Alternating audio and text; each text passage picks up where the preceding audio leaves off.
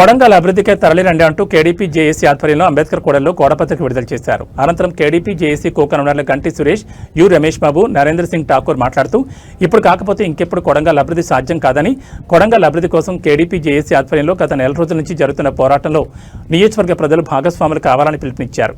కొడంగల్ అభివృద్ధి కోసం medical college, integrated గురుకుల భవనాలు కొడంగల్ హెడ్ క్వార్టర్లోని నిర్మించాలని, దీనికి నియోజకవర్గ ప్రజలు గొంతులు కలపాలని, స్వచ్ఛందంగా ప్రతి పౌరుడు ముందుకొచ్చి పోరు చేయాలని పిలుపునిచ్చారు.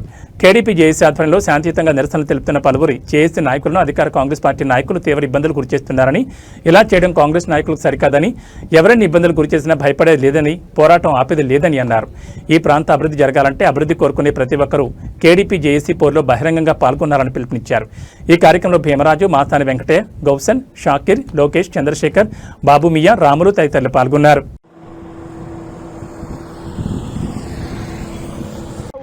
ఉద్యమం కొనసాగిస్తామని చెప్పి హెచ్చరిస్తూ ఈ అవకాశం ఇచ్చినటువంటి అందరికీ ధన్యవాదాలు చెప్తూ ముగిస్తా ఉన్నాం. Thank you.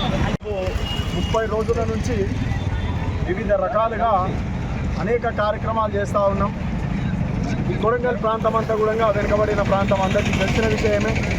ఏ బిజినెస్ కూడా సక్రమంగా నడవదు. ఎన్ని బిజినెస్లు ఉన్నా ఈగలు కొట్టుకున్నటువంటి పరిస్థితులు ఉన్నాయి.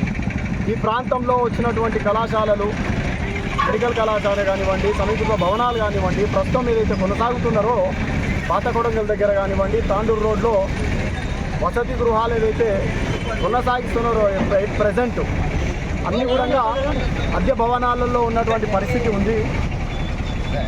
ఇవన్నీ కూడా ఈ హకీంపేట ప్రాంతానికి ఇబ్బందులకు ఎదురు కావాల్సి వస్తుంది.